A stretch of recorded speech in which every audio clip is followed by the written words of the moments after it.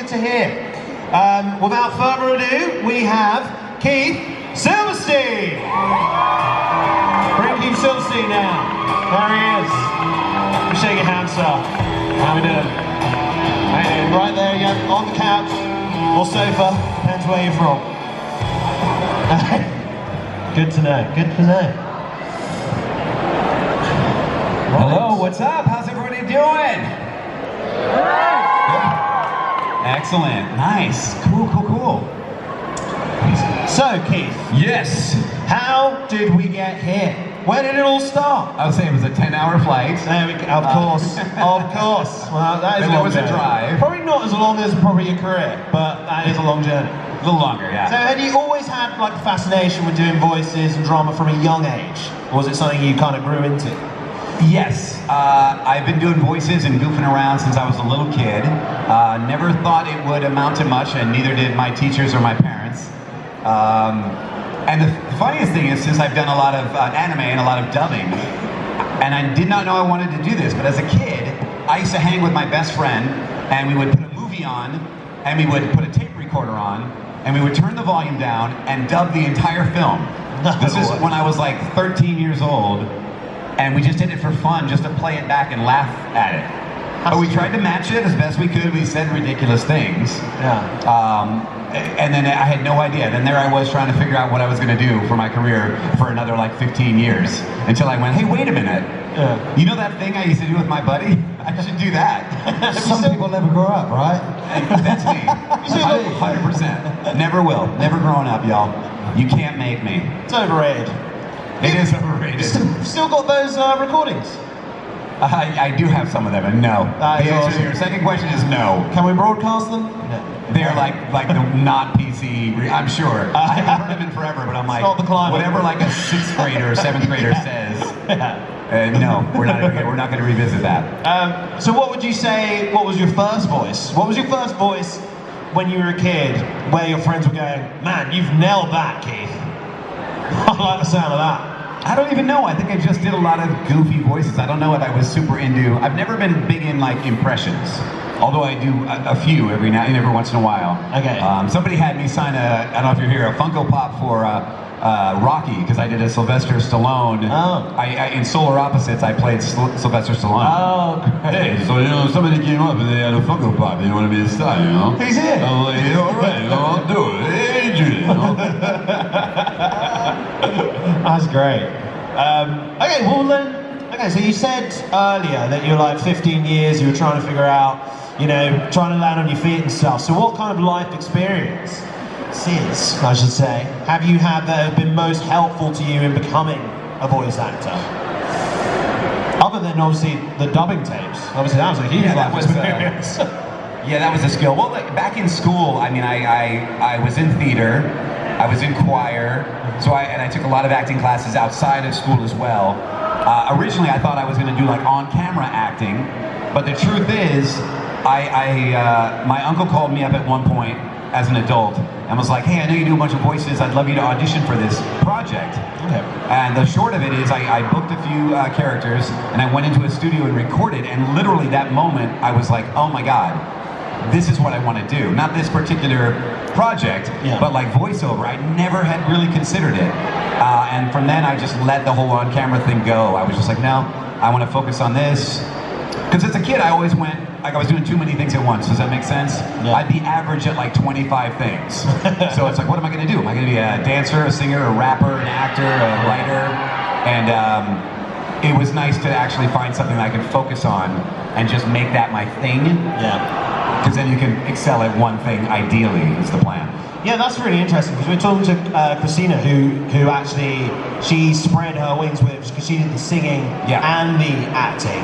So she was like, oh, try what you can growing up. But then also, there is no right way, is there? I mean, you can't just double down and go for broke on one thing and nail it as well. No, and some people are just talented that way. For me, it was less about the talent, but it was really about focusing. It's very easy if you're doing 20 things, you still got to spread your energy out, because you're trying to make them happen. Yeah. I'm not saying you've already established yourself and now you're doing 20 different things. I'm saying I want to get known for something, and if I'm doing all of those things, I'm spreading my energy out too much. Yeah. So there's a bit of like, let me focus and at least get one thing under my belt, and then if I want to expand from there, then I can start bringing the other things in. Yeah, brilliant. So, growing Why are you guys reading magazines, by the way, while we're up here?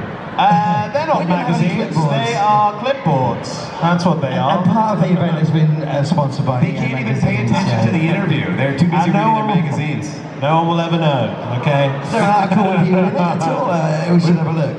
We've been rumbled, Leroy. We've been found out. God damn it. Keith? Right. So, growing up, what were your were you interested a lot into gaming and anime? Or were you more into like kind of film TV as a start?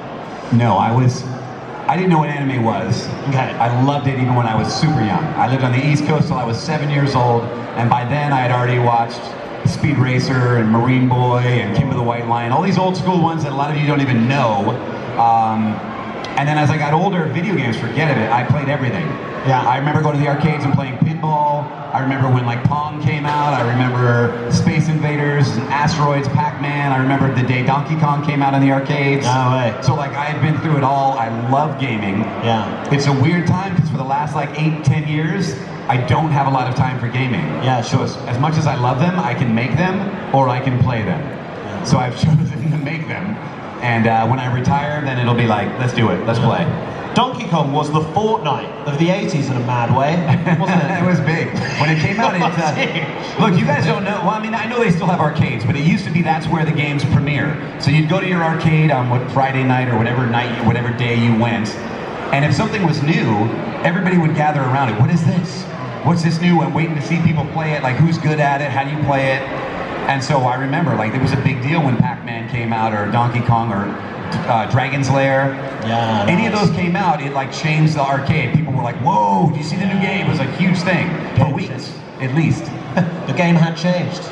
Yeah, it changed, yeah, exactly. Yeah. It changed the game as it. So you consider Kirk Thornton as a mentor figure, don't you? Who?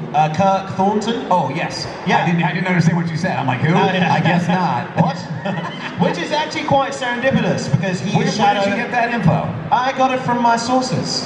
From this magazine, actually, guys. It's in the magazine. You caught me. That's why I keep reading it. Well, here's the story with Kirk Thornton, okay?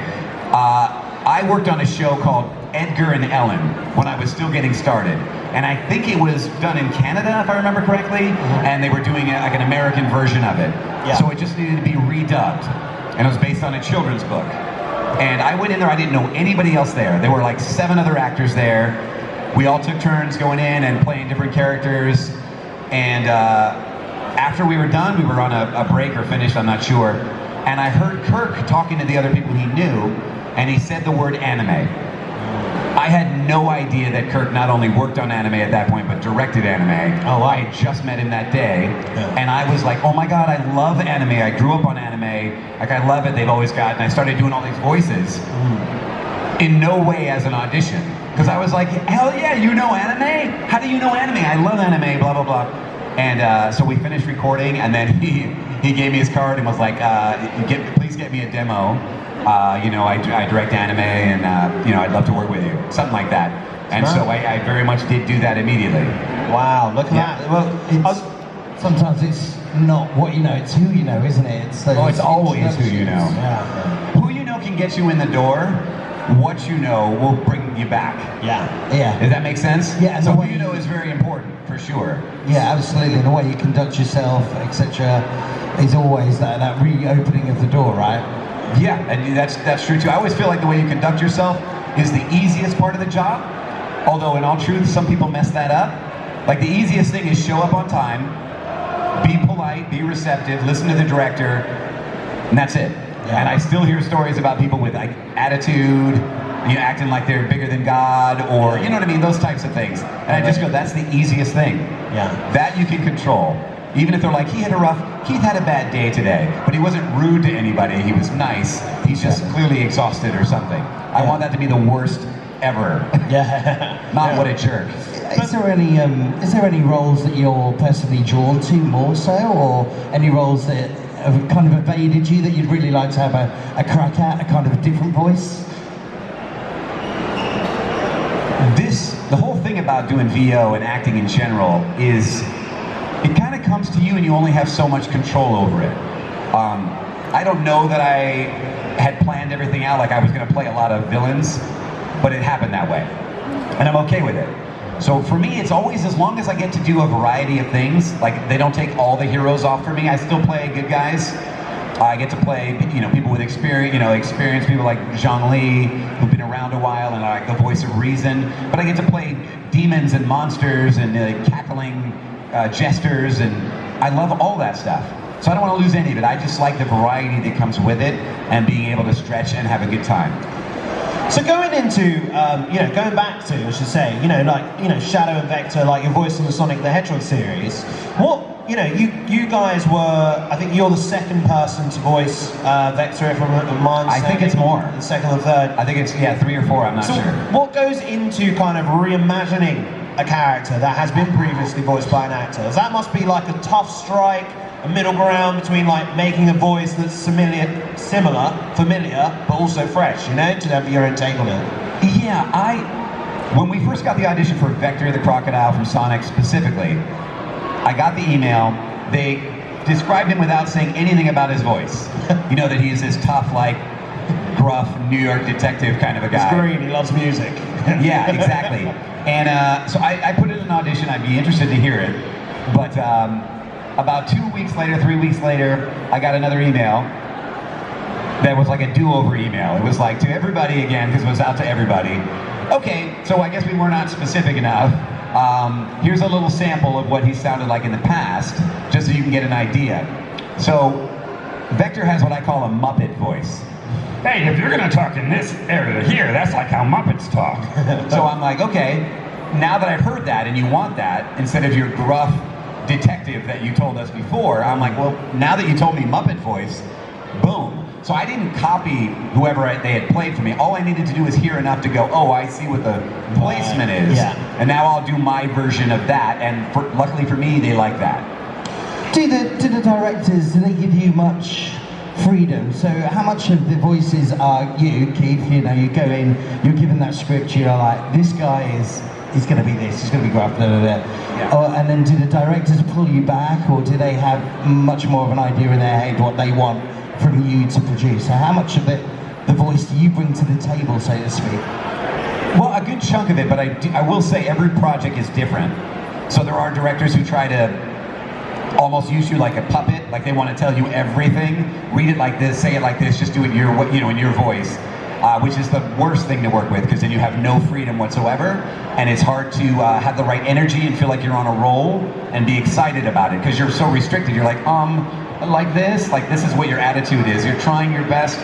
When they give you freedom, even if you make a choice they don't like, they can just redirect you. But you still have that, you still feel good about, like, I'm making some stuff up. But in every case, they have an input.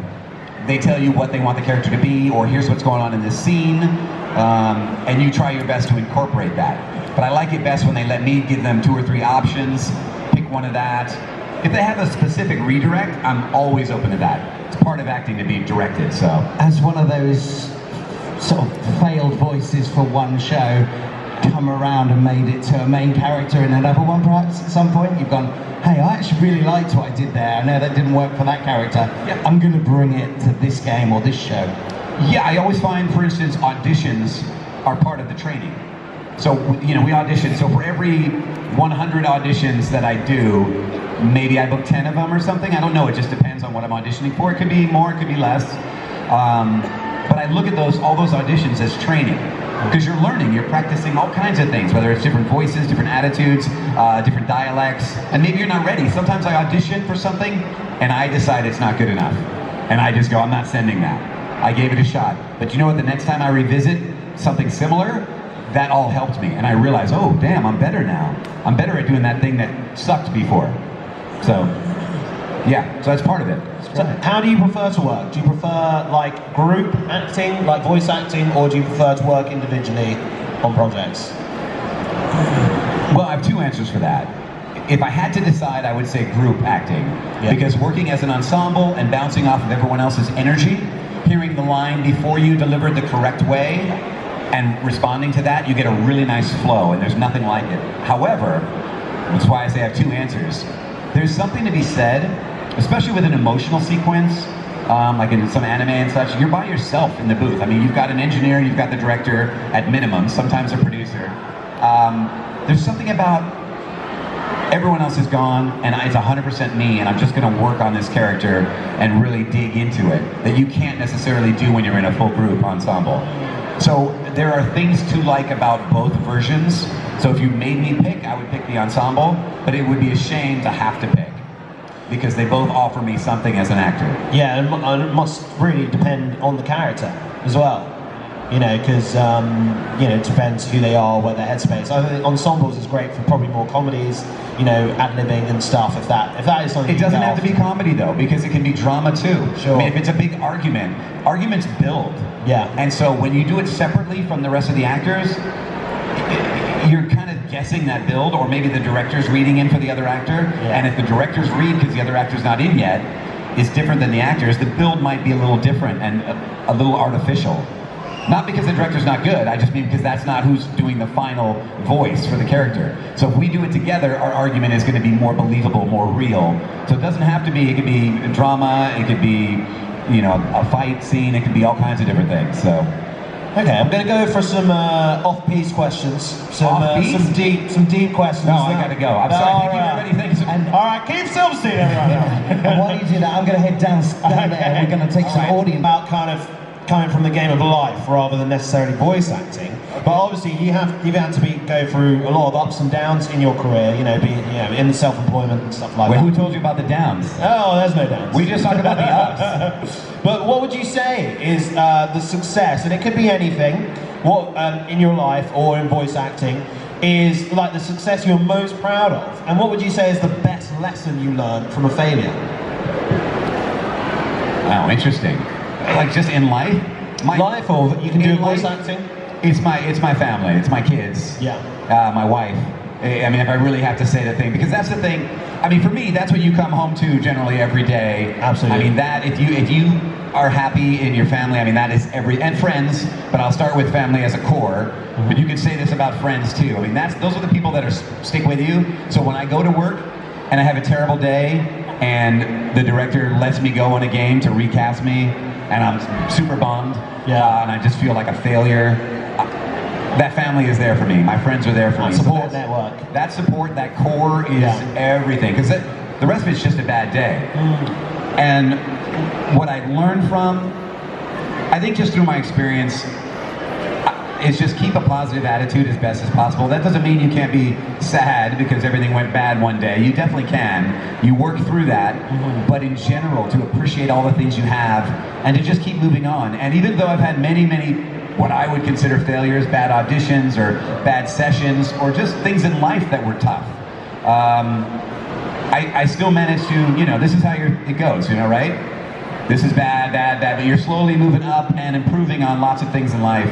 Yeah. As long as you just keep going. Amazing. You know what I mean? And then so what age did you start voice acting? What age was it? Were you at? Well, I'm 27. 27. Okay. So I started 25 years ago. At 12.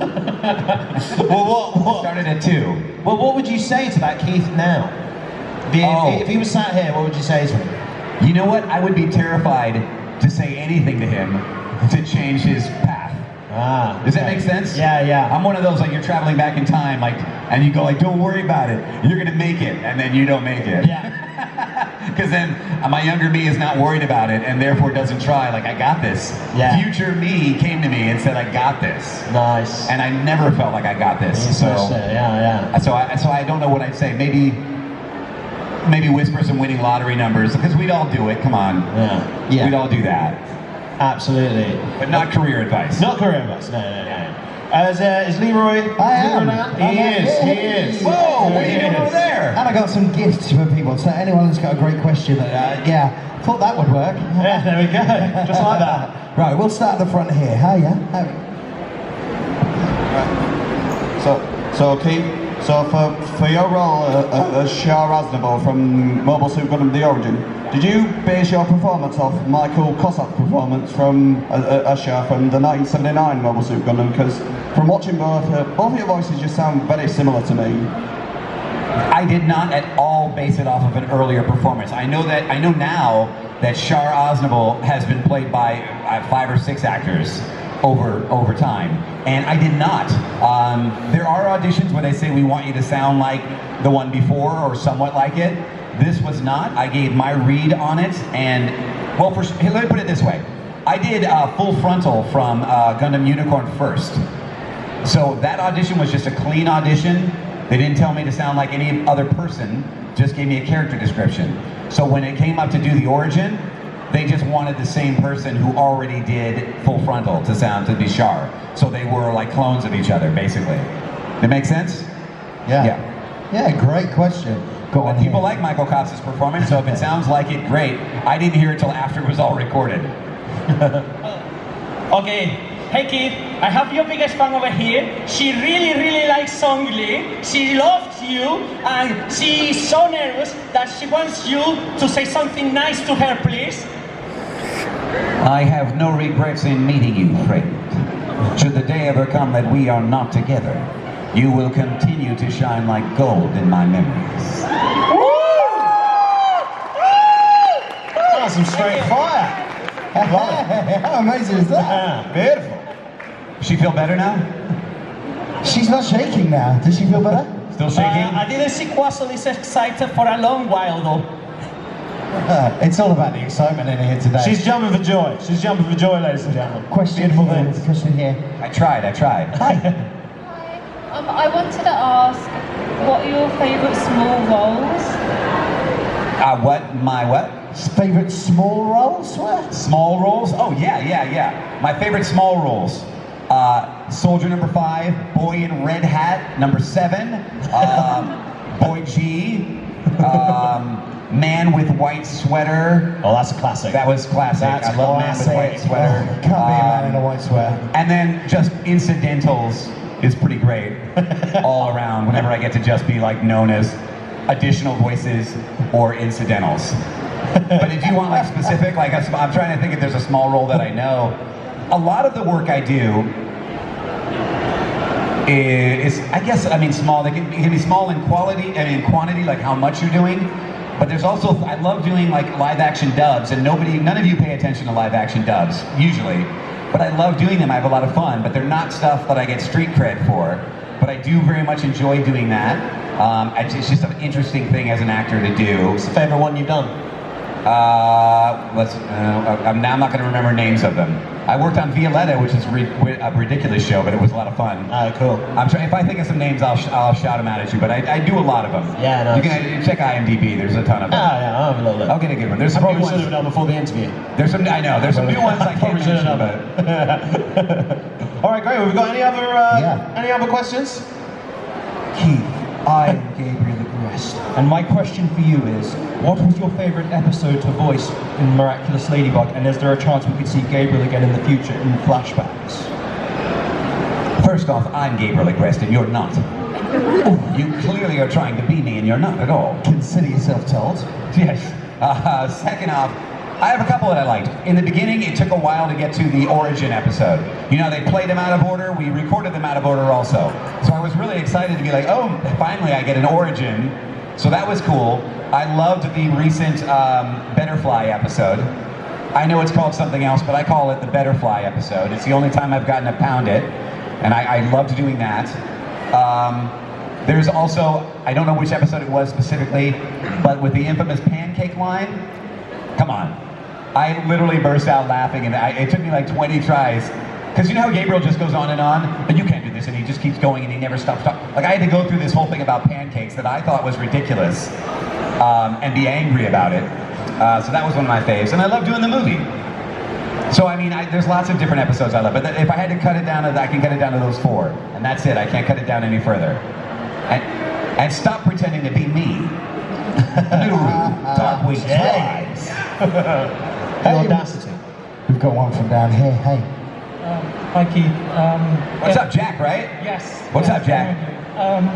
if a Nyak Post or whoever did the dubs asked you to voice Quattro, would you do it in Zeta Gundam, the new translation? I absolutely could not hear a single word. I knew you were talking. I knew you were talking, but it felt like you were kissing the microphone. I can't. If there was a dub of Zeta Gundam, a new translation, would you reprise the role of Quattro?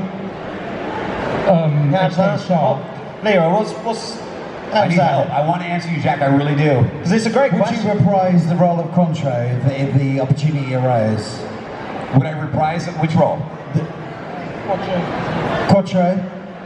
I can't hear what. Prop show. I'm hearing Pom Shed. Shar Aznable in Shar Aznable? in Zeta Gundam. Shar? Yes. Would I do it? Would you reprise the role? Yes. Yes, in a second I would, for sure.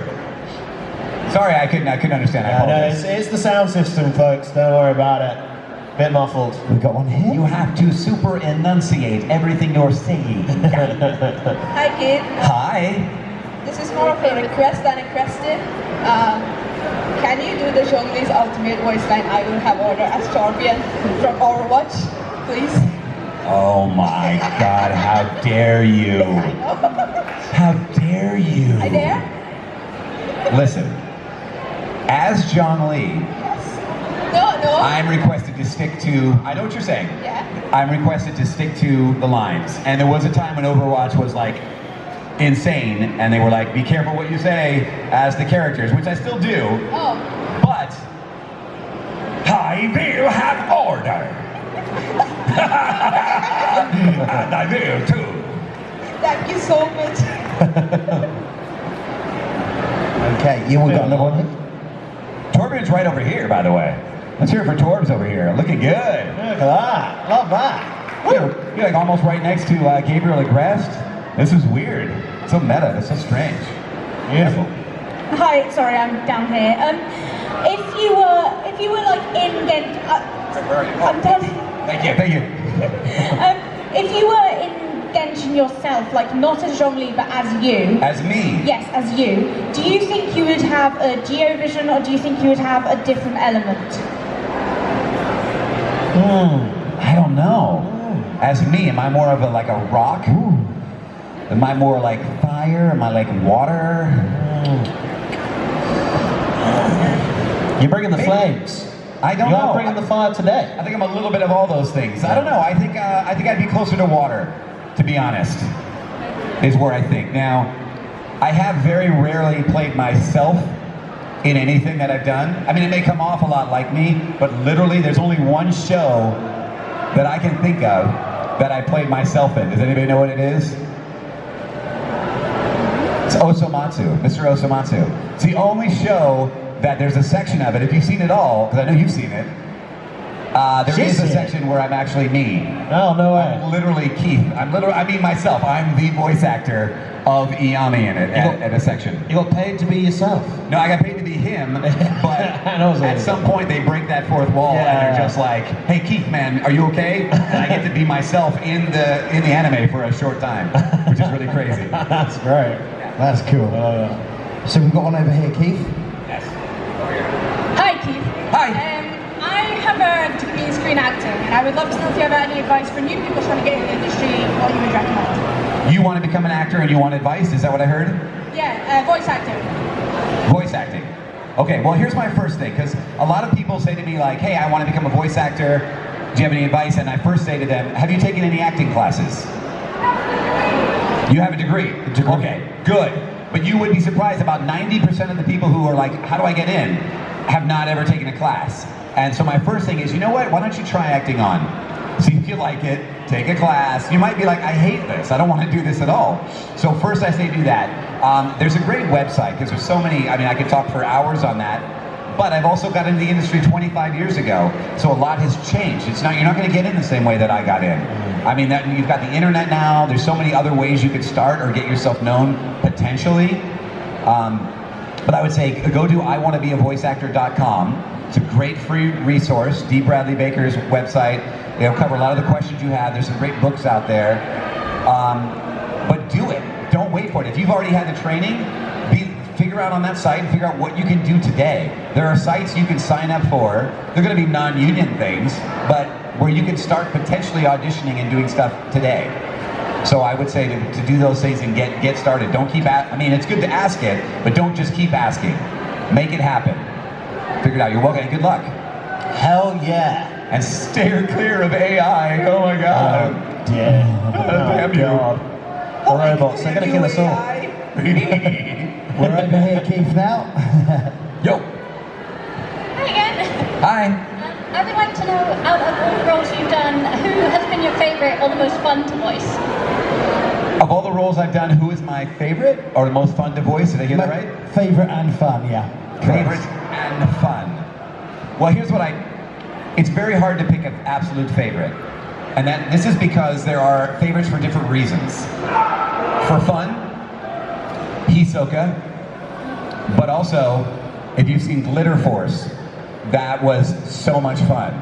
So there's a few things for that, but there's also shows that I thought were good for my career, shows where I met certain actors that are friends of mine and people I look up to, where I met certain directors, or first time I worked at a studio, or a show that brought me recognition.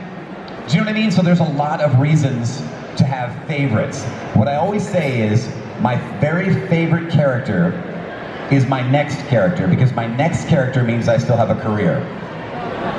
Everything else is water under the bridge, you know what I mean? Nice. If I don't get a new one, then I'm done, folks.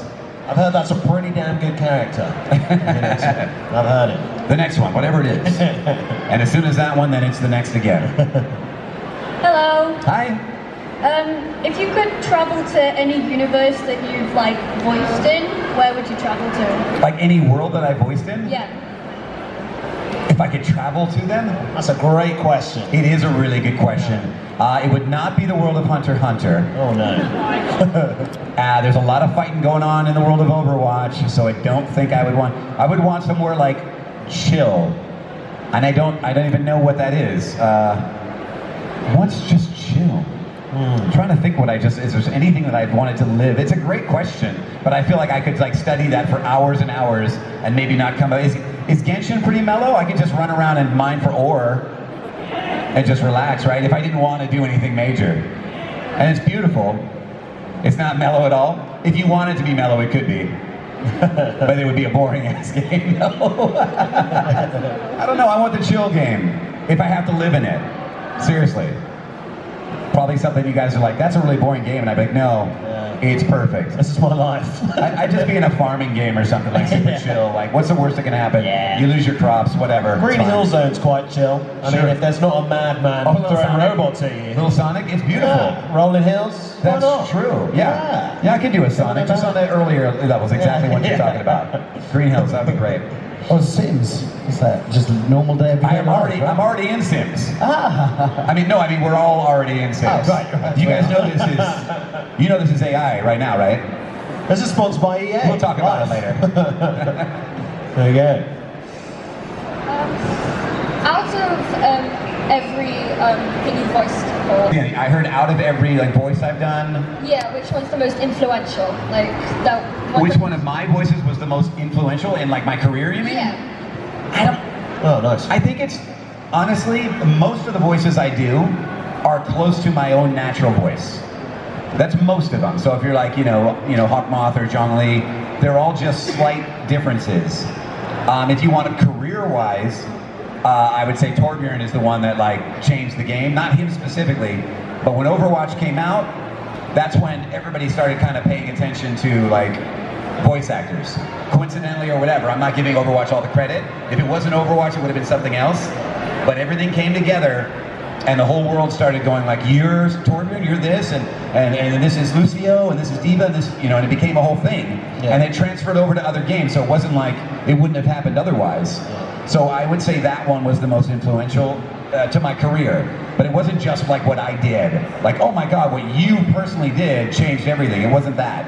It was just everything came together perfectly, and people were like, yeah, who is that? Who are these people we're playing that we're hearing constantly? And it translated to everything else. So I hope that answers your question a bit.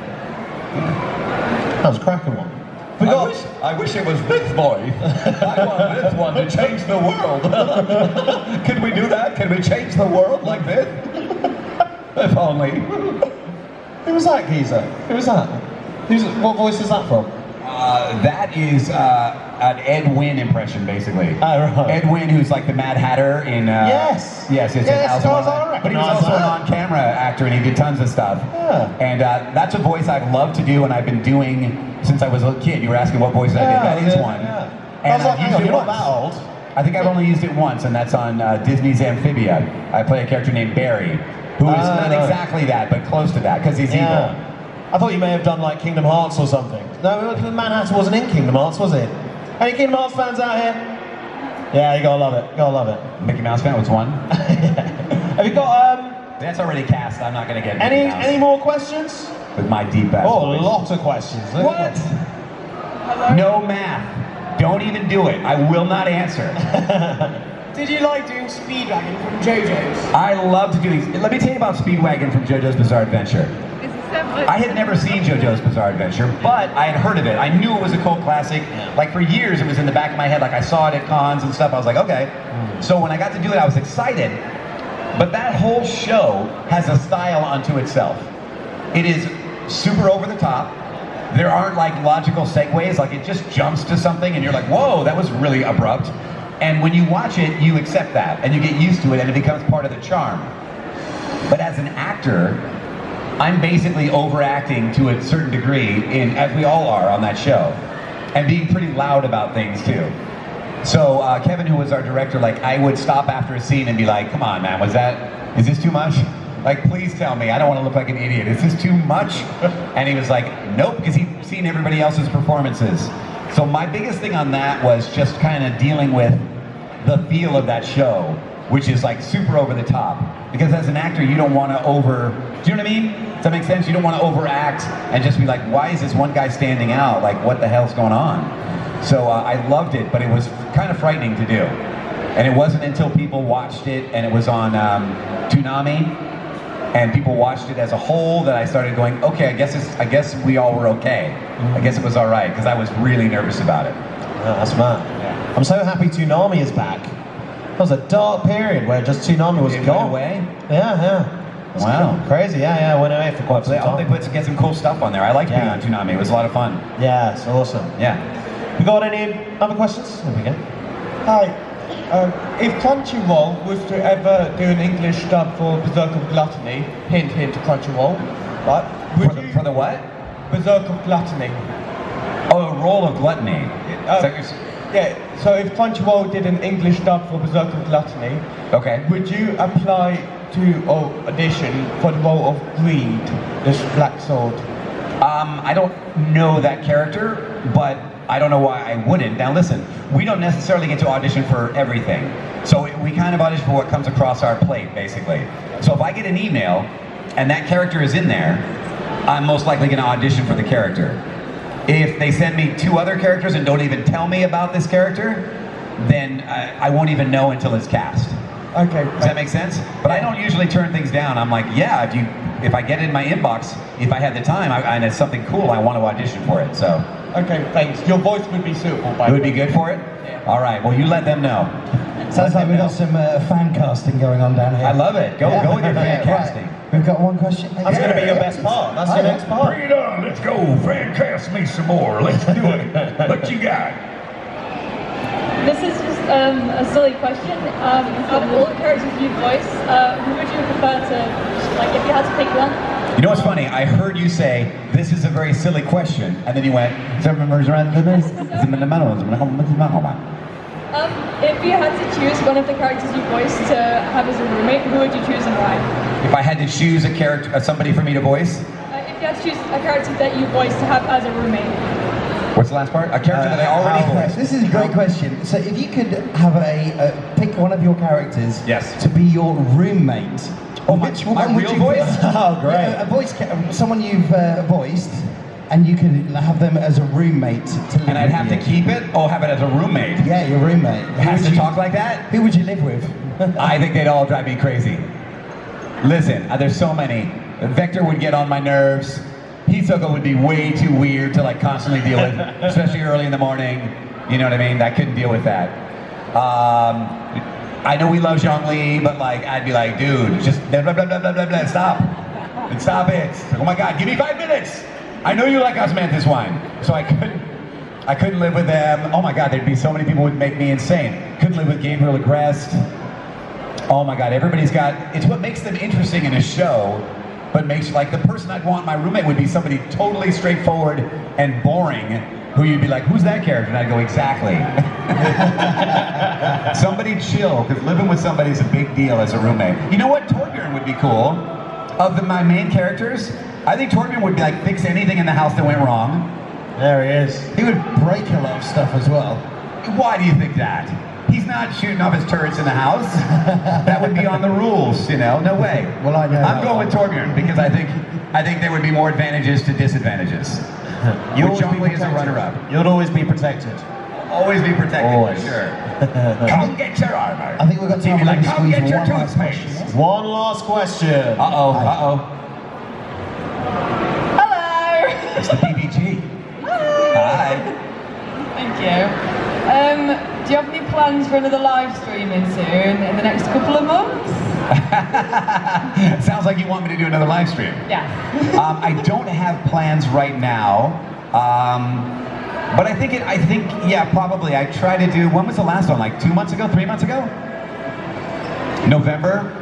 It has to do with when I have space. Usually with conventions.